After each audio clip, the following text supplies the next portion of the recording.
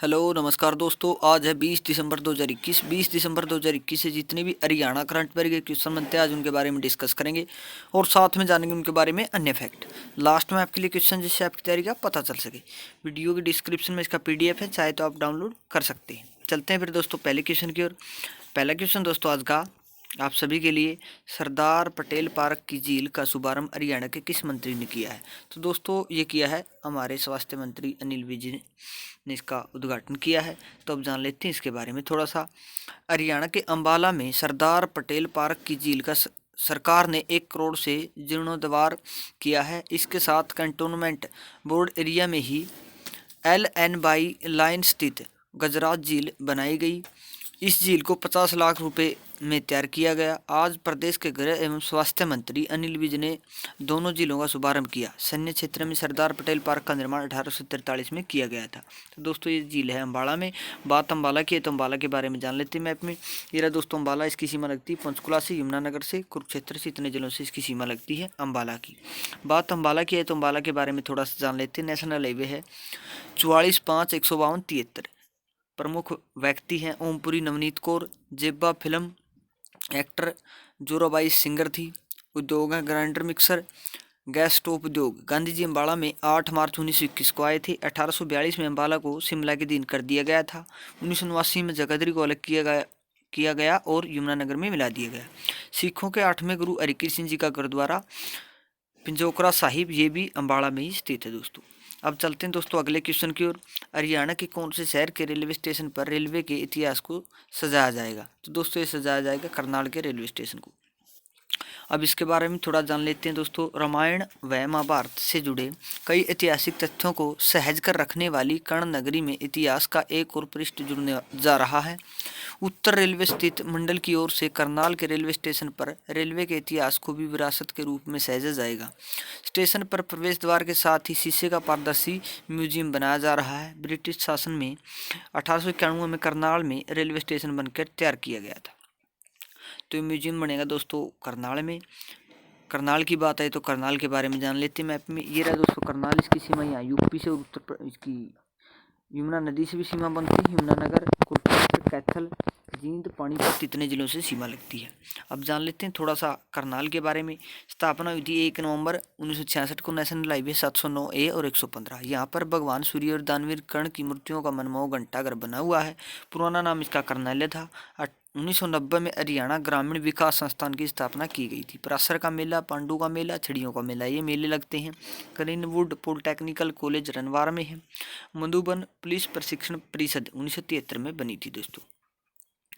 अगले क्वेश्चन की ओर चलते हैं। हाल ही में हरियाणा के किस व्यक्ति का द अर्थ सर्वियस फाउंडेशन संस्था से जुड़े थे और इनका निधन हो चुका है? तो दोस्तों ये है रवि कालरा। अब जान लेते हैं दोस्तों इसके बारे में भी। द अर्थ सर्वियर्स फाउंडेशन के संस्थापक एवं बेसहारा लोगों के भगवान माने जाने वाले कर्मयोगी रवि कालरा का रविवार को दिल का दौरा पड़ने से निधन हो गया। द अर्थ सेवियर्स फाउंडेशन संस्था जुड़कर कालरा लंबे समय से समाज सेवा के कार्यों में जुड़े हुए थे। तो दोस्तों ये रवि कालरा संबंध रखते हैं गुरुग्राम से। बात गुरुग्राम की है तो गुरुग्राम के बारे में जान लेते हैं। मैं मेरा गुरुग्राम, इसकी सीमा दिल्ली से, जयपुर से, रेवाड़ी से, नूह से, पलवल और फरीदाबाद से भी सीमा लगती है। थोड़ा सा आप जान लेते हैं गुरुग्राम के बारे में। स्थापना हुई थी 1 नवंबर 1966 को। राष्ट्रीय राजमार्ग है NH2 और 8। राष्ट्रीय मस्तिष्क शोध संस्थान गुरुग्राम के मानेसर में स्थित है, जिसकी स्थापना 16 दिसंबर 2003 को की गई थी। गुरुग्राम में अमेरिका की सिस्को कंपनी द्वारा ग्लोबल साइब्रेज की एक लैब बनाई जाएगी।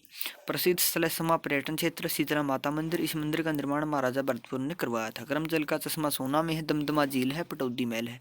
भगतपुर मल का मेला, चोखा खोरी का मेला ये मेले लगते हैं। मारुति उद्योग मानेसर 1981 में बना था।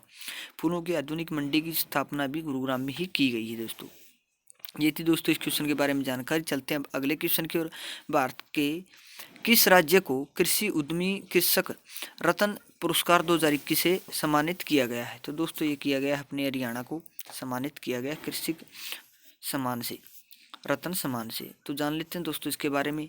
हरियाणा प्रदेश को जोखिम प्रबंधन और ब्रांड विकास हरित स्टोर्स में सर्वश्रेष्ठ पहल के लिए कृषि उद्यमी कृषक रत्न पुरस्कार 2021 से सम्मानित किया गया है। केंद्रीय पशुपालन व मत्स्य मंत्री पुरुषोत्तम रुपाला ने यह पुरस्कार हरियाणा के कृषि एवं किसान कल्याण मंत्री जेपी दलाल को doctor YS Parmar university of horticulture and forestry Nauni Solan Himachal Pradesh में आयोजित प्रोग्रेसिव एग्री लीडरशिप समिट 2021 के दौरान प्रदान किया गया। दोस्तों अगला क्वेश्चन दोस्तों आज का, हरियाणा के किस व्यक्ति को राष्ट्रीय आयुर्वेदा रत्न अवार्ड से सम्मानित किया गया है? तो दोस्तों ये दो लोगों को किया गया है, डॉक्टर नवीन अग्रवाल और डॉक्टर पारुल अग्रवाल को। अब जान लेते हैं दोस्तों इसके बारे में थोड़ा सा। हिसार के डॉक्टर नवीन अग्रवाल और डॉक्टर पारुल अग्रवाल को राष्ट्रीय आयुर्वेदा रत्न अवार्ड से सम्मानित किया गया है। उन्हें यह सम्मान नई दिल्ली के एप्लस स्टेट गवर्नमेंट यूनिवर्सिटी के इंडिया इंटरनेशनल सेंटर में हुए आयुर्वेदा रत्न अवार्ड व राष्ट्रीय खेल रत्न अवार्ड समारोह में इनको दिया गया है। तो दोनों ये संबंध रखते हैं हिसार से। दोस्तों बात हिसार की है तो हिसार के बारे में जान लेते हैं मैप में। ये रहा दोस्तों हिसार, इसकी सीमा लगती है जींद से, रोहतक, भिवानी, फतेहाबाद, यहाँ इसकी सीमा राजस्थान से भी लगती है। अब जान लेते हैं दोस्तों हिसार के बारे में। क्षेत्रफल है 3983 वर्ग किलोमीटर, नेशनल हाईवे 10 और 65, लाट बाग, जहाज कोठी, 4 कुतुब दरगाह है, मीरा साहब मजार है, अगरो का टीला है और चित्तौड़ का टीला है। केंद्रीय भेड़ प्रजनन फार्म 1917 में बना था। फिल्मी सितारे है मनीष जोशी, जगत जाखड़, स्वतंत्रता सेनानी रहे यहाँ से बलवंतराय तायल, चौधरी कृपाराम, रामजी राम। हिसार कैंट की स्थापना 1982 में हुई थी। 1824 में सूरजमल के नेतृत्व में यहाँ पर कृषक विद्रोह हुआ था। दोस्तों अब चलते हैं दोस्तों अगले क्वेश्चन की ओर। रांची में आयोजित नेशनल कुश्ती प्रतियोगिता में सुरेश छिल्लर ने कौन सा पदक जीता है? तो दोस्तों इन्होंने जीता है रजत पदक। अब इसके बारे में थोड़ा सा जान लेते हैं दोस्तों।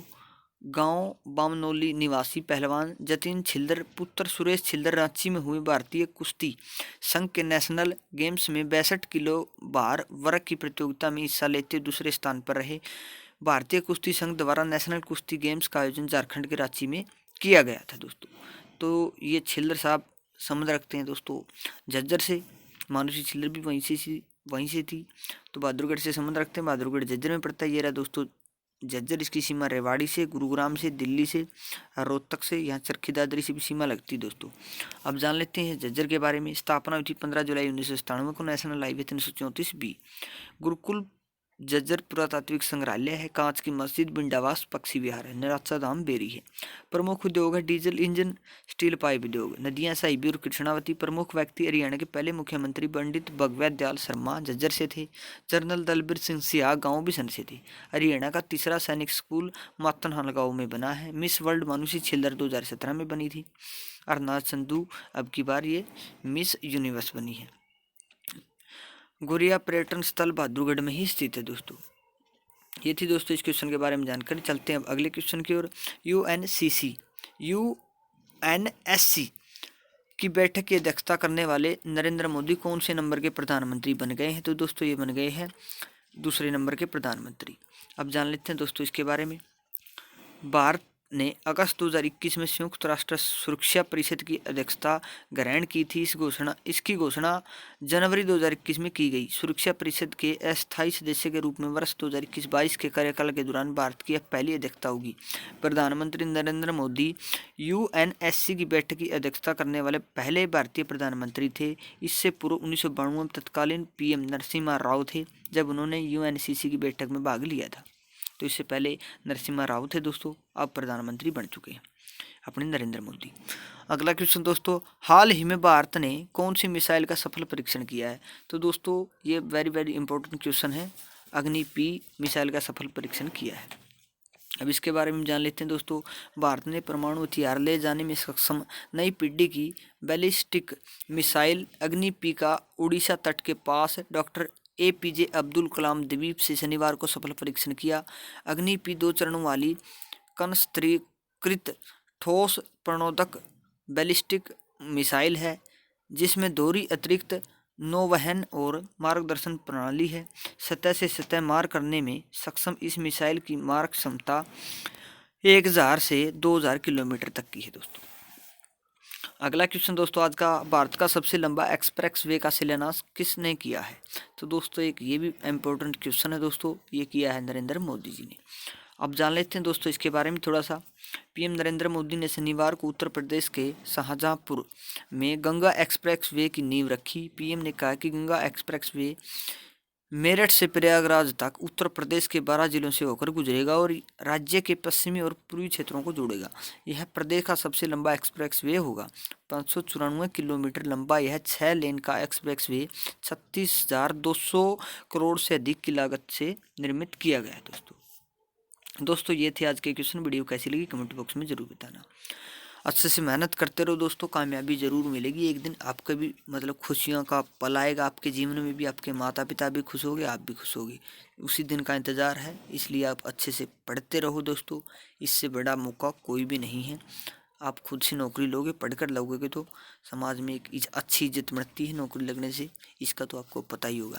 कल हमने आपसे एक क्वेश्चन पूछा था, भारत के किस मंत्री ने बांग्लादेश के ऐतिहासिक श्री रमणा काली मंदिर का उद्घाटन किया है? तो इसका आंसर था दोस्तों रामनाथ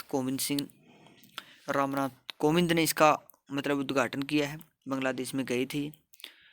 तो आप सभी ने इसका राइट आंसर दिया। Thank you so much. आप ऐसे ही बस मेहनत करते रहो हमारे साथ, कामयाबी जरूर मिलेगी दोस्तों। आज का सवाल, नरेंद्र मोदी को कौन से देश के सर्वोच्च नागरिक सम्मान ऑर्डर ऑफ द डूक गलायपो दिया जाएगा? तो दोस्तों इसका जवाब आप कमेंट बॉक्स में लिख देना। हम बार बार बोलते हैं, कमेंट बॉक्स में कहीं और लिख कर देखते हो तो क्वेश्चन लंबे समय तक याद रहता है। अच्छे से बस मेहनत करते रहो, भगवान आपकी जरूर सुनेगा। निराश मत हो करो भाई, वो लग गया वो लग गया, एक दिन आप भी लागोगे। बड़े से भी निराश ना करो, कोई दिक्कत को नहीं। चोर है एक दिन है जगह सारे चोर, लेकिन बचेगा जो खुद पढ़ाई करके लग गया है। बिल्कुल भी निराश ना होया करो भाई, वो पीछे देकर लग गया नू लग गया, कोई दिक्कत को नहीं, तुम भी लग जोगे। जब मैं मेहनत करते रहो बस, कामयाबी मेहनत मांगा है, समय मांगा है, तो जरूर कामयाब होगे। मिलेंगे नई वीडियो के साथ, तब तक हंसते रहे, मुस्कुराते रहे, देखते रहे हमारा चैनल HR गुरु। जय हिंद।